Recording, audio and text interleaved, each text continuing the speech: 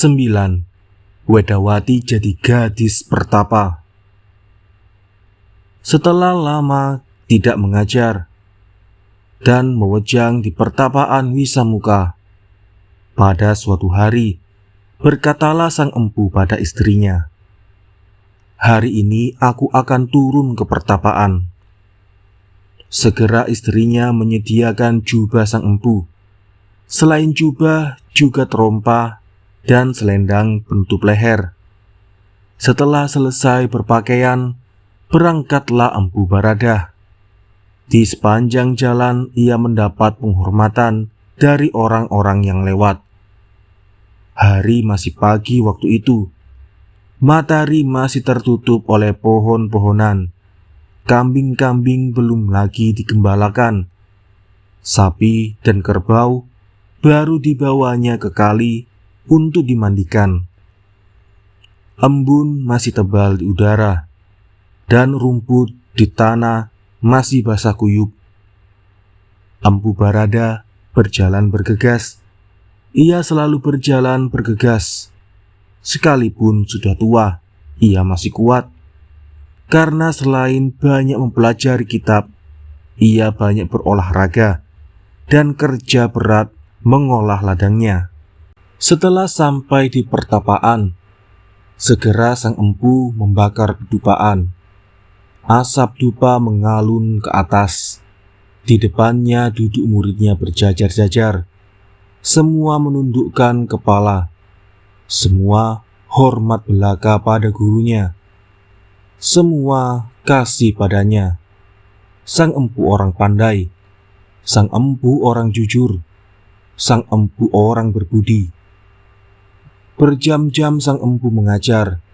Berbagai ilmu disampaikan pada murid-muridnya. Siang hari, Empu Baradah santap di pertapaan. Sudah itu pelajaran dan wejangan diteruskan lagi. Setelah sang empu pergi, Wedawati mengerjakan pekerjaan rumah seperti biasa. Walaupun banyak bujang di rumah, ia sendiri menyapu dan menyuci piring, serta pakaian adiknya. Waktu matahari telah nampak, ia pun menjemur cuciannya. Tidak disangkanya ibu tirinya selalu saja berdiri di belakangnya. Setelah selesai menjemur, ia hendak mandi, tetapi tiba-tiba ditahan oleh ibu tirinya. Ia dimaki-maki. Karena tak tahu kesalahan dirinya, ia pun bertanya, "Apa salah hamba, ibu?" Tetapi ibu tirinya tak mau peduli, terus saja memakinya. Akhirnya Wedawati diusir dari asrama. Dengan baju basah dan kain basah, ia pun pergi meninggalkan asrama. Sinar matahari yang mulai panas dengan penuh kasihan mengeringkan pakaiannya, dan angin yang tiba-tiba bangkit datang pula menolong mencepatkannya kering. Ia tak tahu kemana harus pergi. Ayahnya bukan berasal dari lemah tulis. Karena itu ia tak punya paman ataupun bibi. Nenek atau kakeknya pun tiada. Yang ada hanya orang-orang yang baik hati padanya. Tapi pada mereka ia tak mau minta tolong. Kemana ia harus pergi? Sambil berjalan ia terus berpikir. Ia berpikir dan berpikir. Juga ia mencari-cari apakah kesalahan yang pernah diperbuatnya terhadap ibu tirinya. Tetapi ia tak ingat sedikit pun telah pernah bersalah pada perempuan tua itu. Dengan tiada terasa ia telah sampai di luar dusun, dan dengan tiada sadar ia telah masuk pekarangan kuburan. Langsung ia menuju ke tempat ibunya dimakamkan. Waktu ia terkenang kembali pada ibunya yang berbudi itu, bukan main benci hatinya pada ibunya yang baru itu. Ia mencoba memaafkan kejahatan perempuan itu, tetapi tak bisa. Ia tak bisa memaafkan. Sungguh-sungguh ia benci karena kebenciannya. Tak ingin ia pulang kembali ke asrama. Ia mau tinggal dengan ibunya sendiri. Ia ingin tinggal dengan ibu yang kasih dan cinta padanya. Ia mau tinggal saja di kuburan itu. Diam-diam ia duduk di samping kuburan mendiang ibunya. Tetapi ia tidak menangis seperti dahulu. Ia memuja ibunya dan dewa-dewa yang disembahnya. Alam di luar sudah mulai gelap. Lampu-lampu telah dipasang belaka. Mendung sangat tebal di langit. Karena itu sang empu turun dari pertapaan dan pulang buru-buru. Di tengah perjalanan, angin yang keras meniup, mendung yang tebal diusir belaka oleh angin, langit kembali cerah. Dan sang empu terus saja berjalan. Sampai di asrama Lemah Tulis, hari telah petang. Untung benar mendung tadi tak jadi turun jadi hujan. Segera sang empu memanggil-manggil anaknya yang sulung. "Wati, Wati, ayah minta selop, nak." Tetapi Wedawati tidak menyahut. Berulang-ulang ayahnya memanggil, tetapi anaknya tetap tak menjawab. Istrinya sedang di ladang mengambil sayuran. Ia mendengar juga suara suaminya, tetapi ia berdiam diri pura-pura tak dengar. "Wati, Wati, anakku manis, di mana engkau? Sedang mengapa?" Juga tak ada yang menjawab. Bujang-bujang pun tidak menjawab. Mereka semua ketakutan. Tak seorang pun di antara mereka berani mengatakan apa yang telah terjadi pagi tadi. Terpaksa sang empu mencari sendiri selopnya. Kemudian ia turun dari rumah dan melihat-lihat ke sana kemari. Dilihatnya bujang-bujang bekerja seperti biasa, tetapi ia lihat juga semua mereka ketakutan. Yang lelaki juga, yang perempuan juga. Sang empu berpikir sebentar. Kemudian tahulah ia bahwa sudah terjadi sesuatu di rumahnya. "Di mana anakku Wati?" tanyanya pada seorang bujang. "Ampun tuanku, hamba tidak tahu. Sudah lama dia pergi." Sang empu bertanya lagi. "Itu pun hamba tidak tahu tuanku," jawabnya. Perlahan-lahan Empu Barada masuk kembali ke dalam rumah. Tenang-tenang ia duduk di tikar pendopo menunggu kedatangan istrinya. Waktu istrinya datang, ia diam-diam duduk termenung di tikar. "Tuanku," kata istrinya. Sang empu tetap menunduk. "Tuanku," ulang istrinya. Tadi Ananda Wedawati berkelahi lagi dengan adiknya. Kemudian dengan marahnya ia pergi. Hamba tak tahu kemana ia. Sampai sekarang belum lagi pulang. Diam-diam sang empu bangun dari duduknya. Tenang-tenang ia kenakan jubah dan pakai terompah. Melihat sang empu berdiam diri saja, istrinya menjadi kecut. Ia tak berani berkata-kata lagi. Waktu Empu Barada meninggalkan rumah, diikutinya dari belakang. Kemudian sang empu diiringkannya dengan pandang sampai tak kelihatan lagi. Dengan bimbang ia masuk ke dalam rumah. Ia merasa ketakutan dan cemas. Segera dicarinya anaknya. Setelah bertemu, diajaknya bermain-main. Dan dalam bermain itu, lupalah ia pada ketakutan dan kecemasannya. Bergegas-gegas pendeta itu berjalan. Kemana lagi dia kalau tak ke kuburan ibunya? pikirnya. Sekarang ia tak tanya lagi pada siapapun kemana anaknya pergi. Selain itu, memang tak ada orang tempat bertanya lagi. Dusun sudah sunyi. Anak-anak gembala telah pulang ke rumah masing-masing. Dan petani-petani telah berangkat ke sawah siang tadi untuk menjaga tanamannya di malam hari, supaya jangan dirusak celeng. Sampai di kuburan segera ia ke tempat makam mendiang istrinya. Dan betullah di sana didapatinya Wedawati sedang memuja. Hati-hati ia duduk di samping anaknya. Pelan-pelan ia hibur. "Anakku manis, buat apa engkau meninggalkan rumah? Engkau membuat aku bersedih hati. Mari pulang anakku." Wedawati menggelengkan kepala. Ia tak mau pulang lagi. Ia tak ingin hidup bersama ibu tirinya. Karena tak mau menyusahkan orang lain, ia pun tak sudi bila disuruh tinggal di tempat orang lain.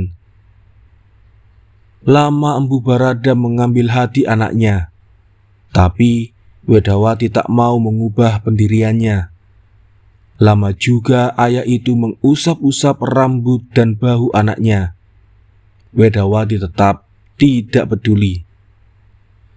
Sudah lama juga sang pendeta itu memberi nasihat. Banyak juga pelajaran disuarakannya. Tidak, Wedawati tetap tak mau ikut pulang. "Mengapa engkau hendak menyedihkan hati ayahmu, Wati?" "Ayahanda," kata Wedawati sopan, "hamba sudah berniat tinggal di kuburan ini. Hamba tak ingin pulang."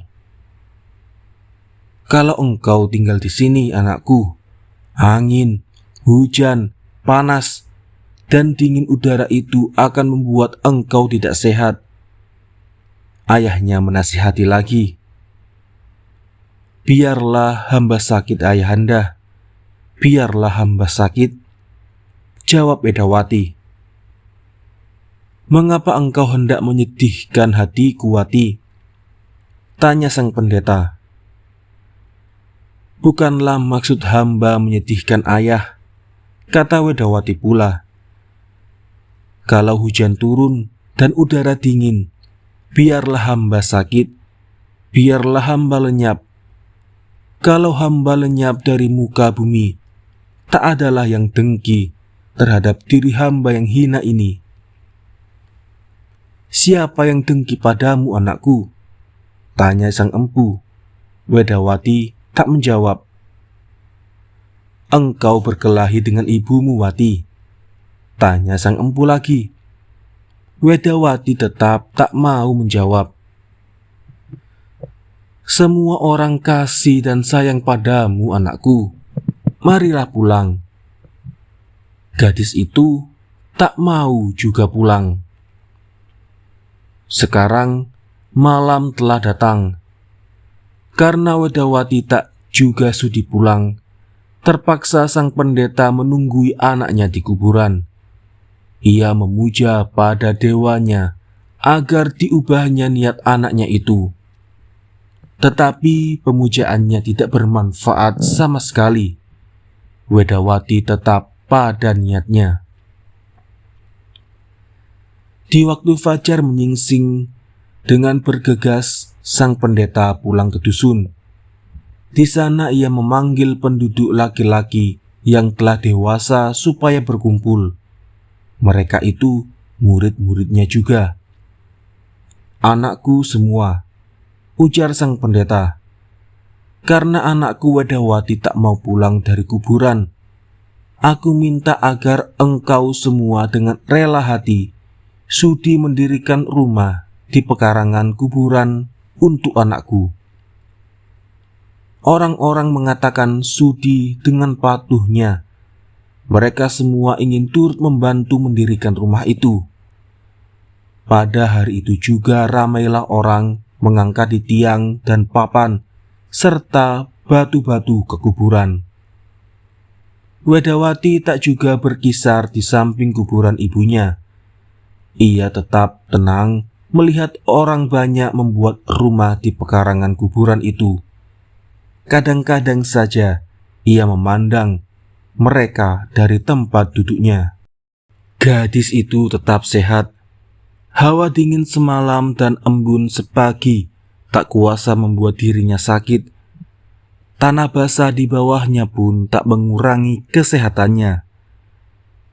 Ribut orang bekerja tak menarik perhatiannya. Dahulu senang ia melihat orang bekerja, tetapi sekarang tidak. Dengan semangat gotong royong, orang-orang bekerja dengan giat. Dalam waktu sebentar, tiang-tiang dan palang-palang telah terpasang. Waktu sang empu datang lagi pada anaknya, nampak ia bersedih hati. "Kalau sudah tetap niatmu, anakku," katanya perlahan, "untuk tinggal di kuburan, sebaiknya engkau tinggal di rumah yang aku suruh buat itu." Wedawati tidak menjawab. Juga ia tak menoleh ke arah orang-orang yang sedang sibuk mendirikan rumah. "Dan ini ibumu berkirim makanan. Jangan kau biarkan kosong perutmu di hawa dingin seperti semalam. Ibumu bilang, sejak kemarin pagi engkau belum makan." Wedawati tak juga mau bicara. Hari itu juga rumah telah berdiri di pekarangan pekuburan. Berloteng rumah itu. Dengan kasih sayangnya sang pendeta memegang tangan anaknya. Wedawati didirikan, dan gadis itu tidak membantah. Lambat-lambat mereka berjalan ke arah rumah yang sudah jadi itu. Bawa semua perkakas rumah yang terbaik kemari, juga perkakas pertanian dan perkakas dapur. Beberapa orang pergi menjalankan perintah sang pendeta, dan hari itu juga rumah pun telah lengkap berisi perkakas dan dapat didiami. Sekarang Wedawati tinggal di pekarangan pekuburan. Saban hari membersihkan kuburan ibunya. Sesudah itu baru mengurus rumah serta perabotannya. Dalam beberapa bulan saja, pekuburan itu sekaligus berubah jadi taman bunga yang indah. Tiap hari Wedawati memuja di samping kuburan ibunya. Di sana ia beribadah pada arwah orang yang kasih sayang dan cinta padanya, dan juga pada semua dewanya. Sampai sore ia bekerja. Tak dibiarkannya rumput tumbuh merusakkan kuburan ibunya. Saban hari, sang pendeta datang membawa weda-weda dan mengajarkan pada anaknya berbagai ilmu yang patut diketahui oleh tiap orang. Dan bila berhadapan dengan ayahnya, tak pernah gadis itu bertanya tentang ibu, tentang adik, tentang asrama. Ia tak bertanya apa-apa selain tentang pelajarannya. Kalau ia bercerita pada ayahnya, ia hanya bercerita tentang kuburan dan suburnya bunga-bunga yang tumbuh. Dengan tiada diketahui Wedawati, ayahnya telah menjadi tua. Banyak sekali dari tenaganya yang hilang karena memikirkan gadisnya yang tak mau tinggal bersama keluarganya itu. Dan Wedawati tetap pada pendiriannya. Ia tak mau kembali ke asrama. Sekarang banyak orang datang untuk melihat kuburan yang telah jadi taman yang indah. Orang-orang tercengang-cengang melihatnya. Di dusun tak ada taman seindah itu. Di asrama sang pendeta pun tidak. Kupu-kupu, aneka macam berterbangan dengan girangnya. Dan di tengah-tengah semua itu sebuah rumah kecil yang indah sekali berdiri dengan damai. Banyak orang datang mengagumi taman. Juga banyak yang datang untuk melihat Wedawati memuja di samping kuburan ibunya. Semua memuji ketabahan hati gadis itu. Semua menyalahkan ibu tiri yang kejam itu, mengatakan mereka tidak berani karena takut kena hukuman dewa-dewa dan sang pendeta sendiri. Dalam sebentar waktu saja telah tersiar ke seluruh dusun itu kebagusan taman pekuburan. Kabar itu pun tersiar keluar dusun lainnya. Dengan demikian tambah lama makin banyak orang datang melihat, tetapi tak ada yang berani masuk. Menunduklah orang bila melihat Wedawati. Mereka menganggap gadis itu telah jadi pertapa pula. Demikianlah keadaan Wedawati, gadis pertapa itu.